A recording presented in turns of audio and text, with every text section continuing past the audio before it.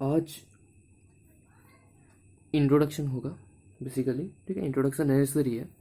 Introduction में actually हम बताएंगे कि यूक्लिडियन ज्योमेट्री, फिर अपना क्या नाम था यार, Galilean Galilean transformation and mechanics जो हम लोग पढ़ चुके हैं अभी तक, उस सब के बारे में थोड़ा इन्फॉर्मेशन, और क्यों वो सब फेल हो जाता है ये जानना बहुत ज़रूरी है।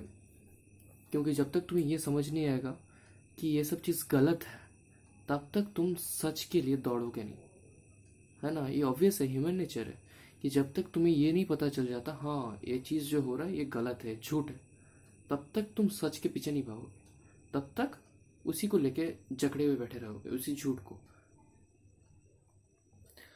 So let's start. I hope तुमने अपना लॉजिक को साइड में रख चुके हो। The special theory of relativity proposed by Einstein in 1905 called for a review of all concepts of classical physics and primarily the concepts of time and space. Therefore, this theory, in accordance with its basic content, can be referred to as physical study of time and space. Okay, means read this word, physical study of time and space. Why it is written as physical study? Because अभी तक मतलब 1905 तक time and space दोनों के दोनों चीज़ों को हम लोग नॉन फिजिकल एंटिटी मानते थे। और मानते थे क्या, वो अभी भी है, अभी भी time space non physical entity है। लेकिन हम क्या है, इंसान क्या है, हम लोग ना फिजिकल। तो हम किसी चीज़ को, कोई नॉन फिजिकल स्टडी चीज़ को स्टडी करना उतना आसान नहीं है। फट से मैं कोई नॉन फिजिकल चीज़ को मैं स्टडी नहीं कर सकता। अगर मुझे कोई नॉन फिजिकल चीज़ स्टडी करना है तो मुझे एक लिंक उसका चाहिए फिजिकलिटी के साथ। अदरवाइज सारा का सारा चीज़ हम लोगों को मिस्टिकल लगेगा। हम लोगों को लगेगा ये क्या हो रहा है, ये जादू हो रहा है, ये मिस्टिक हो रहा है ना। जैसे टेलीकिनेसिस में फट से बोल दूँ, टेलीकिनेसिस या फिर और भी बहुत कुछ है ना, तो तुम बोलोगे ये मतलब आज बोला जाएगा कि अरे ये सब क्या है, ये सब नहीं हो सकता, क्योंकि ये सब नॉन फिजिकल चीज़ें हैं, ये सब फिजिकल चीज़ें नहीं है। तो फिजिकल बीइंग होके हम नॉन फिजिकल चीज़ को इतना आसानी से नहीं पढ़ सकते। तो इसलिए टाइम एंड स्पेस दोनों के दोनों चीज़ को पढ़ने के लिए हमें फिजिकल रेफरेंस चाहिए, जो सर आइंस्टाइन ने प्रोवाइड किए थे। So let's continue. The study is called physical because the property of space and time are analyzed in this theory in close connection with laws governing physical phenomenon. What I said. Okay, the term spatial implies that this theory considers phenomenon only in inertial reference frames. This word is very important. Inertial reference frames. I hope you no inertial reference frame क्या होता है। कोई भी reference frame जो rest पे है या uniform motion पे है, ठीक है। एक्सीलरेटेड फ्रेम्स को हम लोग इनर्शियल नहीं कहते।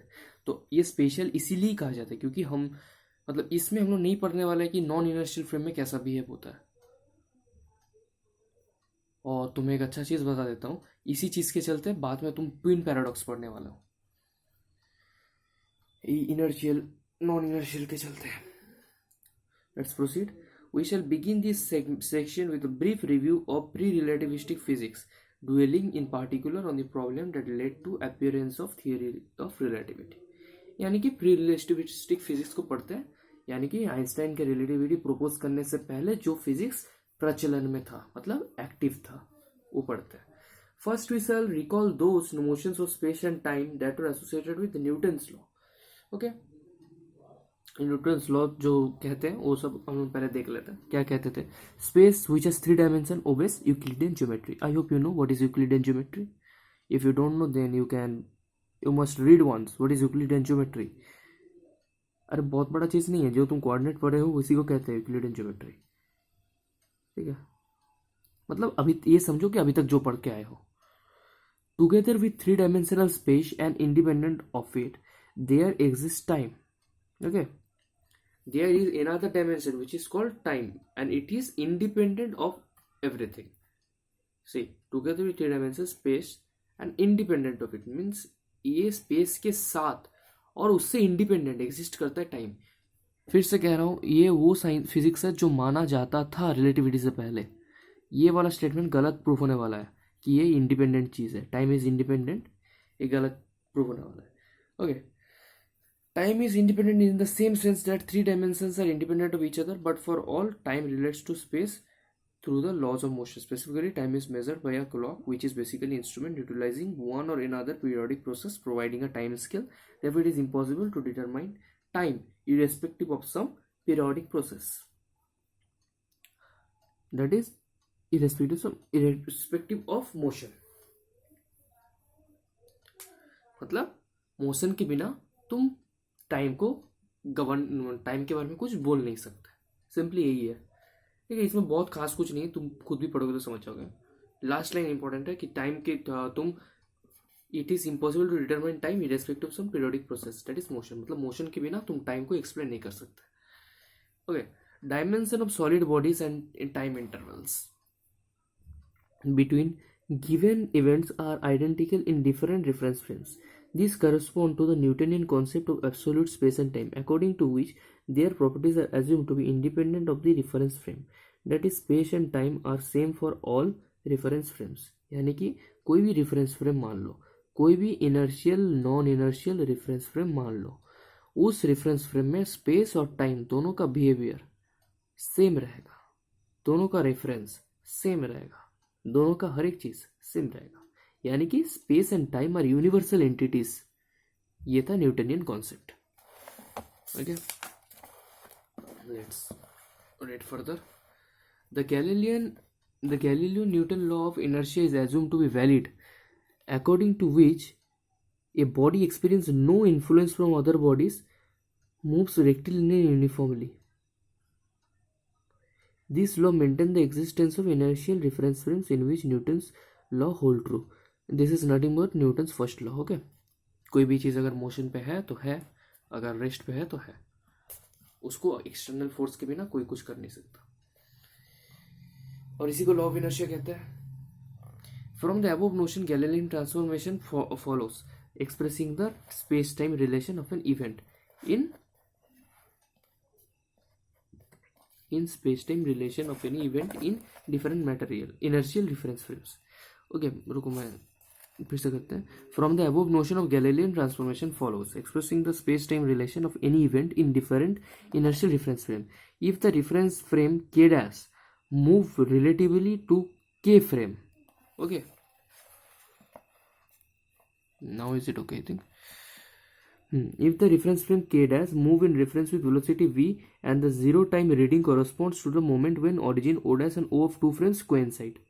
ओके, मैं बताता हूँ क्या मतलब है. ये दो फ्रेम एज्यूम किया गया k और k डैश, दोनों t इक्वल टू z पे, दोनों o और o डैश सेम पोजिशन पे था. फिर टाइम ऑन किए और ये जो k डैश है उसको एक वेलोसिटी भी दे दी है. k डैश क्या है, ये फ्रेम, इसको एक भी वेलोसिटी दे दी है, सो ये मूव कर रहा है. तो हम लोग एक्स डैश मार्क किए हैं के डैश में कोई भी पॉइंट को.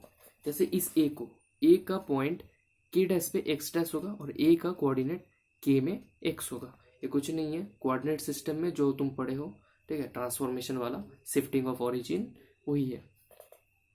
तो x dash becomes x minus v t as you can see, and y dash becomes y and t dash becomes t. क्यों टी डैश टी? क्योंकि टाइम यूनिवर्सल माना जाता था. वाई डैश वाई क्यों माने? क्योंकि देखो जैसे इधर लिखा हुआ है कि हम लोग माने ही है कि एक्स डैश और एक्स दोनों का एक्सिस कोइंसाइड कर रहा है, ताकि चीज़ों को सिंपल रख सके. ओके, तो अगर मैं तुम्हें दिखा दूँ तो ऐसे देख सकते हो. मान लो इसका कोऑर्डिनेट एक्स डैश है, एक्स डैश वाई डैश है के डैश के रेफरेंस में, और के रेफरेंस में क्या हो जाएगा, एक्स कोमा वाई. तो ये एक्स डैश और एक्स में क्या रिलेशन होगा, ये एक्स डैश कौन सा है, इस ओ डैश से मेजर एक्स डैश का, और ओ से ओ डैश का डिस्टेंस कितना है, ये टी टाइम में इतना ट्रैवल किया है, तो इसका डिस्टेंस हुआ वी टी. तो जो एक्स होगा वो क्या होगा, एक्स क्या है, ये ओ से लेके इस ए का डिस्टेंस एक्स है, और एक्स डैश क्या है, इस ओ डैश से लेके इस ए का डिस्टेंस जो है. तो x dash plus V T equal to X, तो x dash plus V T is equal to X. So that is it written, X dash plus V T. तो एक्स डैश को अगर वी टी को इधर लेके जाओगे तो X equal to X dash plus V T, that is it written. Now let's move to the next part. From this it follows that the coordinates of any event are relative, that is have different values in different reference frames. यानी कि space relative है, इतना पता चल गया. The moment of time at which an event occurs is however same in different frames. यानी कि time universal है. This testifies to the fact that time flows in identically in different reference frames. Time flows identically, ठीक है, वही मतलब universal है time. That seemed to be so obvious that it was not even stated as a spatial postulate. मतलब ये इतना obvious लगा तब उसको और स्पेशियल बोलने का जरूरत भी नहीं था, ये ऑब्वियस बन चुका था, नॉट स्पेशियल.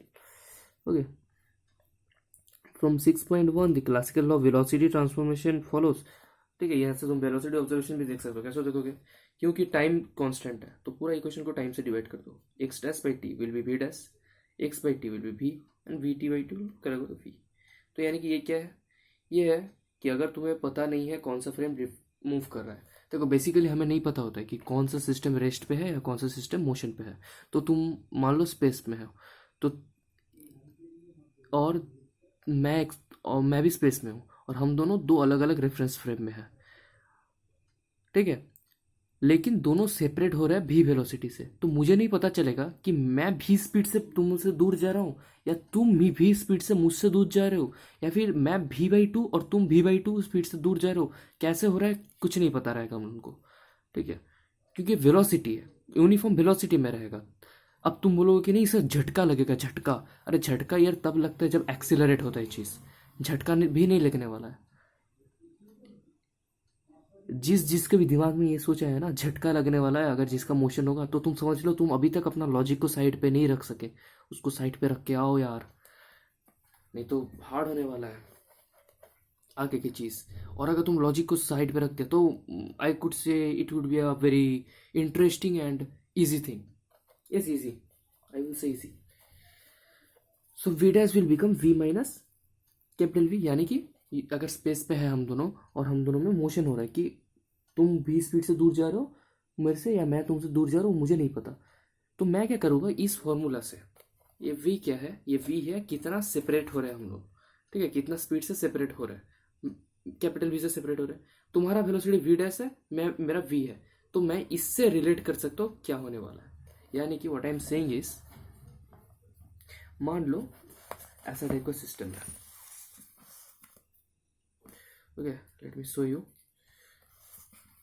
स्पेस पे एक फ्रेम है, एक रेफरेंस फ्रेम है. इसमें तुम खड़े हो, इसमें मैं खड़ा हूँ, या फिर मानो ए और बी खड़ा है और इन दोनों सेपरेट हो रहा है v वेलोसिटी से. तो इसको नहीं पता ये जा रहा है इससे, मतलब ए को नहीं पता कि b दूर जा रहा है या वो खुद दूर जा रहा है, और b को भी नहीं पता कि वो दूर जा रहा है या ए खुद दूर जा रहा है. समझ रहे हो मैं क्या बोल रहा हूँ. मतलब मान लो ये दो है रेफरेंस फ्रेम्स और स्पेस है, पूरा स्पेस है, तो इधर एक आदमी इधर एक आदमी है. ऐसा भी हो सकता है दोनों दूर जा रहे हैं दोनों से, या फिर ये दूर जा रहा है या फिर ये दूर जा रहा है. ये हमें दिखेगा, अभी दिख रहा है क्योंकि हम ऊपर से देख रहे हैं, लेकिन जब तुम इसमें होगे तब तो तुम्हें पता नहीं चलेगा ना. I think you understood. और ये 11 में पढ़ चुके हैं हम लोग. तो तब हम लोग क्या करते हैं, मान लो इसका वेलोसिटी v है. ठीक है, मान लो इसका वेलोसिटी v है, मुझे नहीं पता क्या है, और इसका वेलोसिटी v डैश है, ये कैपिटल v है. तो मैं कैसे रिलेट कर सकता हूँ कि v माइनस वी डैश को तुम कैपिटल v से डिनोट कर सकते हो. ओके, मतलब अगर तुम्हें इसका वेलोसिटी चाहिए इसके टर्म्स पे, मतलब किसी भी तरह से मान लो मुझे इस फ्रेम का वेलोसिटी मिल गया 10 मीटर पर सेकेंड. मान लो मैं इसको वेलोसिटी इतना दिया था, तो मैं, और मुझे पता है इन दोनों में सेपरेशन चल रहा था 5 मीटर पर सेकेंड का, तो मुझे ये फॉर्मूला यूज करके ये फॉर्मूला यूज करके पता चल जाए कि इसका वेलोसिटी इसके टर्म्स में कितना है और इसका वेलोसिटी इसके टर्म्स में कितना है. रिलेटिविस्टिक मैकेनिक्स है जो गैलीलियन थ्योरी में हम लोग पढ़ चुके हैं. तो आगे बढ़ते हैं. where v dash and v are the velocities of point where particle in k dash and k frames. The Galilean Galilean principle of relativity holds all inertial. ठीक है, ये वाला मेरे को लगता है बहुत इंपॉर्टेंट है, समझो. All inertial reference frame are equivalent in terms of mechanics. सब inertial reference frame चाहे वो मोशन पे है या रेस्ट पे है, सब के सब आइडेंटिकल्स है. Okay, all laws of mechanics are identical in this reference frame, or in other words are invariant relative to Galilean transformation. Okay,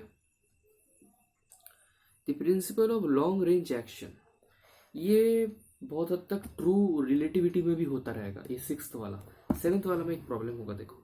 the principle of long range action is valid.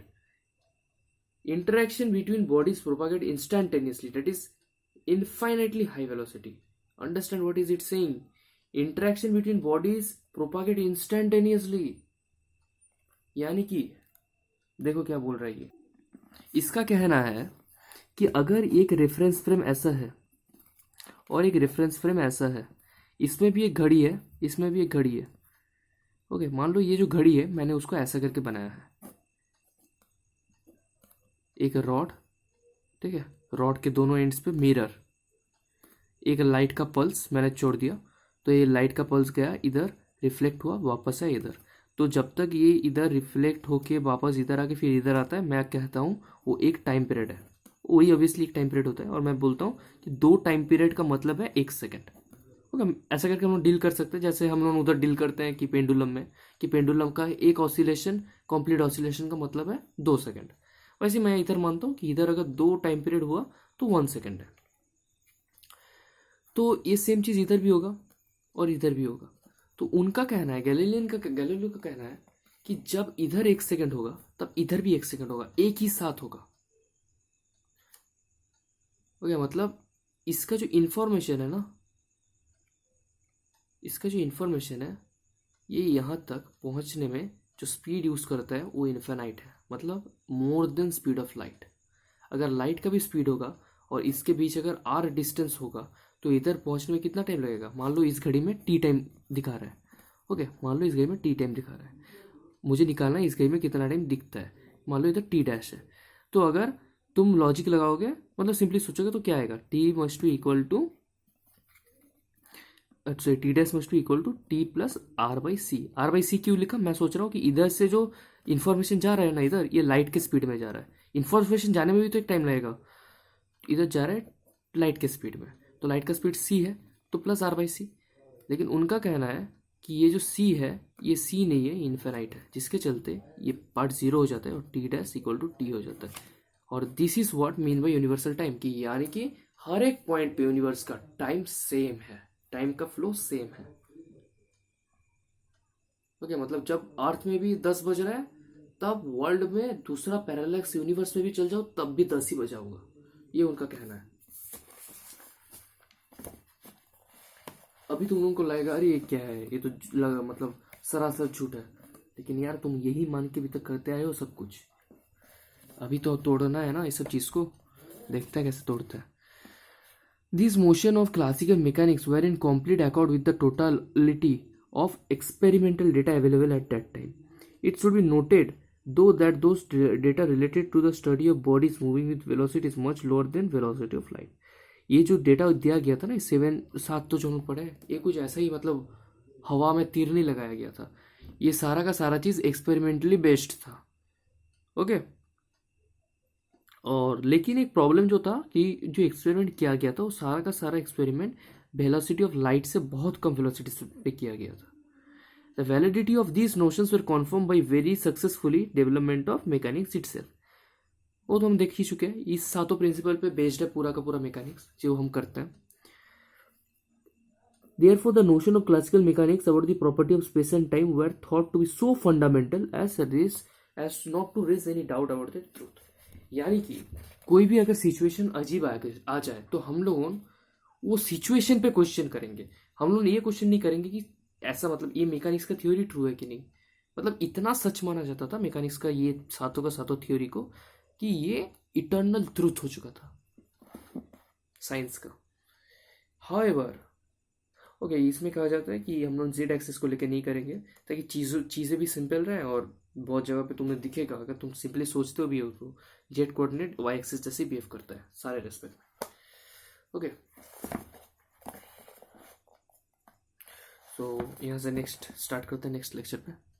So thank you.